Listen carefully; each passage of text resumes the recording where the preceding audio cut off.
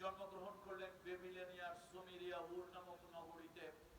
তার জন্মের সময় পৃথিবীতে 4 জন বাদশাহ দুর্দণ্ড প্রভাবে বাদশাহী করেছে। তার মধ্যে তাফসীরে জালালাইনের সূরা কামালাইনের মধ্যে বলা হয়েছে 2 জন বাদশাহ ছিল মুসলিম আর 2 জন বাদশাহ ছিল অমুসলিম। অমুসলিমের মধ্যে বিশাল ক্ষমতাধর একজন বাদশাহ, দুর্দণ্ড প্রতাপের একজন বাদশাহ, তার নাম হলো নমরুদ ইবনে কিনআন। অর্থাৎ তাফসীরে জালালাইনের সূরা কামালাইনে এইভাবে এসেছে, আমি ঠিক ওইভাবেই জালালাইনের সূরা কামালাইন থেকে যেটা বলছি। এই নমরুদ ইবনে কিনআন ইব্রাহিম খলিলুল্লাহকে নানাভাবে আল্লাহর পয়গম্বরকে পৃথিবীতে আসতে দেবে না, নানান প্রচেষ্টা, নানান ধরনের পদ্ধতি ইমপ্লিমেন্ট করেছে, নানান ধরনের। দেখেন না, যখন শাসকেরা বোঝে তাদের পায়ের নিচে মাটি নাই, শাসকেরা বোঝে দেশের জনসমর্থন তাদের পক্ষে নাই, শাসক ডিক্টেটর স্বৈরাচারীরা যখন বোঝে তাদের ক্ষমতার মসনদ টালমাটাল, তখন খড়কুটো হলেও সেটাকে ধরে আঁকড়ে থাকতে চায় এবং জনগণের উপরে নির্যাতন, নিষ্পেষণ, জনগণের উপরে নির্যাতনের স্টিম রুলার চালিয়ে ওই সকল স্বৈর শাসকেরা তাদের ক্ষমতার মসনদকে পাকাপোক্ত করার চেষ্টা করে। ঠিক এরকম জালিম পৃথিবীর এক ডিক্টেটর স্বৈরাচারী নমরুদ ইবনে কিনআন, কামালাইনের ভাষ্য অনুযায়ী সে চেষ্টা করেছিল, কিন্তু আল্লাহ তাআলার পয়গম্বরকে পৃথিবীতে আসতে কোনোভাবেই সে বাধা দিতে পারে। এই সন্তান যখন বড় হলো, ইব্রাহিম খলিলুল্লাহ যখন বড় হলো, তার পিতাকে কি উপদেশ করেছিলেন এই ইলমের কথা আমরা এখান থেকে জেনে নিচ্ছি। ইলম থাকলেই হবে না। আমরা যাদের কাছে ইলম আছে তাদেরকে আমরা জ্ঞানী লোক বলি, শিক্ষিত বলি, পণ্ডিত বলি, বুদ্ধিজীবী বলি। আর ইলম থাকলেই হয় না। ইলম তো অনেকেরই আছে, বাঁদরেরও ইলম আছে, কিন্তু বাঁদরের ইলম দিয়া বান্দরামি চলে, বাঁদরের ইলম দিয়ে ভালো কিছু চলে না। দেখেন আমাদের দেশে কত বুদ্ধিজীবী আছে। এক বুদ্ধিজীবী আছে কি যেন ষাঁড় জাফর ইকবাল, ষাঁড়ের নাম কি? জাফর ইকবাল, বিশাল ইলমের অধিকারী বুদ্ধিজীবী। আবার অনেক উলামায়ে কেরাম, তাদের কাছে ইলম আছে। ইলম তো ভালো কাজের ইলম, মন্দ কাজের ইলম, স্রষ্টাকে জানার ইলম, আবার স্রষ্টা বিরোধিতা করার ইলম। আল্লাহ তাআলা কি সুন্দর করে কথাটা আমাদেরকে উপস্থাপন করেছেন সূরা মারিয়ামের 41 থেকে 43 নম্বর আয়াতের মধ্যে। আল্লাহ তাআলা বলেন, ওয়াযকুর ফিল কিতাবি ইব্রাহিম ইন্নাহু কানা সিদ্দীকান নাবিয়্যা। স্মরণ করো আমার ইব্রাহিমের কথা, নিশ্চয় সে একজন সত্যবাদী নবী ছিল। তিনি একজন সত্যবাদী নবী, তার কথা স্মরণ করো। আল্লাহ তাআলা এই কিতাবে তার কথা দিয়েছেন, সে কথা স্মরণ করার জন্য বলেছেন। ইয ক্বালা লিআবিহি ইয়া আবাতি লিমা তা'বুদু মা লা ইয়াসমা'ু ওয়া লা ইউবসিরু ওয়া লা ইউগনি আনকা শাইআ। আল্লাহ তাআলা বলেন, শোনো, তার পিতাকে তিনি তাওহীদের দাওয়াত দিলেন, একত্ববাদের দাওয়াত দিলেন। কোন মূর্তি পূজা নয়, গাছ পূজা, মাছ পূজা, দুর্গা পূজা, দুর্গা পূজা, বাজার পূজা, মাজার পূজা, এই পূজার দাওয়াত নয়।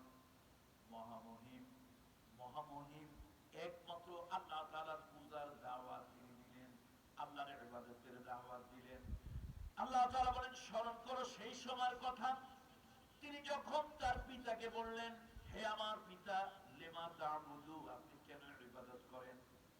মা লা ইয়াসমাউ ওয়া লা ইউবসিরু, যেই খোদা, যেই প্রভু, যে যাকে সিজদা করেন, যার ইবাদত করেন, লা ইয়াসমাউ ওয়া লা ইউবসিরু, যে শোনে না এবং দেখে না, ওয়া লা ইউগনি আনকা শাইআ, এবং আপনি যদি কোনো বিপদে আপদে পড়ে যান, ওই খোদা আপনার কোনো উপকার করতে পারবে না, আপনিও ওই খোদার কোনো উপকার আসবে না, উপকার করতে পারবেন না।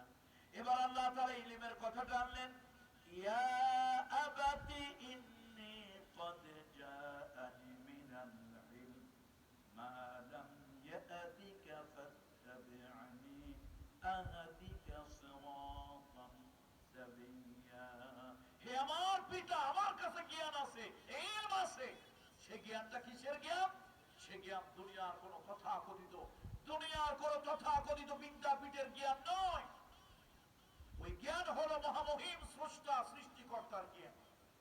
একই বিশ্ববিদ্যালয়ের দুজন শিক্ষক, একই ডিপার্টমেন্টের দুজন শিক্ষক, দুজনই প্রসিদ্ধ, দুজনই লিখক। একজন হলো ডক্টর হুমায়ুন আজাদ, বাড়ি হলো বিক্রমপুর, মুর্শিদাবাদের বিক্রমপুর, শ্রীনগর, সম্ভবত গ্রামের নাম রারিখাল। হুমায়ুন আজাদ, আজাদ কেন বললাম? কারণ আছে। কিছু কিছু সময় নাম বিকৃত করা জায়েজ নাই। জামাইল্লা, কামাইল্লা এগুলি বলা জায়েজ নয়। তবে কিছু কিছু সময় কিছু নামের অভিসংবাদ দেওয়া, ধ্বংস কামনা করা জায়েজ আছে। এটা আল্লাহর কোরআন থেকে শিখছে। আল্লাহ তাআলার হাবিব মুহাম্মদ রাসূলুল্লাহর চাচা নাম আবু লাহাব। বলেন তো, সরাসরি জন্য ধ্বংসের বরদোয়া কে করেছে? আল্লাহ কোরআন শরীফে তাব্বাত ইয়াদা আবি লাহাব ওয়া তাব মা আগনা আনহু মালুহু ওয়া মা কাসাব। সুতরাং কিছু কিছু সময় আল্লাহ তাআলাও করেন, রাসূলুল্লাহ সাল্লাল্লাহু আলাইহি ওয়াসাল্লাম কিছু কিছু সময় করেছেন। আল্লাহর হাবিব সাল্লাল্লাহু আলাইহি ওয়াসাল্লাম মক্কা বিজয় হয়েছে, আল্লাহর নবী সবাইকে ক্ষমা করেছেন। কিন্তু আল্লাহ রাসূল ইবনে খেতাল সহ যারা কি আল্লাহকে গালি দিয়েছে, নবীকে গালি দিয়েছে, একটা বদমাশকে রাসূলুল্লাহ সাল্লাল্লাহু আলাইহি ওয়াসাল্লাম খাতির করেন না। আল্লাহু আকবার। এইজন্য ইসলাম যেখানে যেরকম আমাদের হতে হবে সেখানে সেই রকম।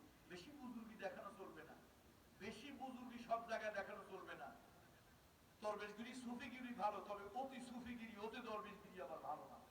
রাসূলুল্লাহ যেখানে করে নাই আমরা সেখানে করতে পারি না, করা উচিত নয়। যেমনটি আমাদের হযরত মাওলানা হাফেজ কারি মাওলানা সোহেব আহমদ আশরাফি হাফিজাহুল্লাহ, আল্লাহ তাআলা তাকে দীর্ঘদিন বাঁচিয়ে রাখুন, সুস্থ নেক হায়াত দিয়ে বাঁচিয়ে রাখুন।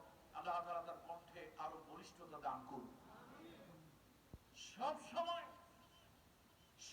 সময় সবাইকে ক্ষমা করা যায় না, আল্লাহ তাআলা করেন, রাসূলুল্লাহ করেন। তো বলছিলাম সব ইলেম নয়, একই ডিপার্টমেন্ট, একই সাবজেক্ট। একজন হলো হুমায়ুন আজাদ, না হুমায়ুন আজাদ, বাংলা ডিপার্টমেন্টের টিচার। ওই যে আবার আরেকজন আছে না হুমায়ুন আহমেদ নাট্যকার, উনি না, উনি আরেক ডিপার্টমেন্টে। এই হুমায়ুন আজাদটা ছিল বাংলা ডিপার্টমেন্টে। ওই একই বাংলা ডিপার্টমেন্টের আরেকজন হলো ডক্টর মোহাম্মদ শহীদুল্লাহ। আল্লাহ তাআলা তাকে ক্ষমা করুন, জান্নাতের সুউচ্চ মাকাম আল্লাহ তাআলা ডক্টর